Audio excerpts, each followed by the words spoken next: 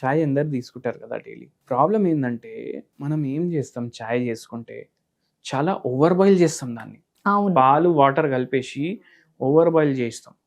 అయితే దాంట్లో ఏమైతదంటే టాక్సిక్ అయిపోతది అది. యాక్చువల్‌గా చాయ్ చేసే ప్రక్రియ ఏంది? డికాషన్ తీసుకోవాలి. దాంట్లో కొంచెం మిల్క్ ఎయాలి. ఎక్కువ మిల్క్ ఏస్తున్నారంటే మిల్క్‌లో కూడా షుగర్స్ ఉంటాయి. సో, అట్లా ఎయొద్దు. కొంచెం డికాషన్‌లో మీరు ఇంత అల్లము, ఓ 2, 3 మిరియాలు మంచిగా దంచేసి బాయిల్ చేయండి డికాషన్. డికాషన్ రెడీ అయిపోతది కదా! మాక్సిమం మీరు డికాషనే తీసుకోవాలి. దాంట్లో కొంచెం పాలేయాలి. మీరు ఇంకా దాని తర్వాత చక్కెర బదులు మీరు బెల్లం ఏసుకోండి. అది తీసుకోండి డైలీ. సో, మిరియాలు వెయిట్ లాస్‌లో హెల్ప్ చేస్తాయి. దీంట్లో యాంటీ ఇన్‌ఫ్లమేటరీ, యాంటీ ఆక్సిడెంట్స్ ఉంటాయి బాగా.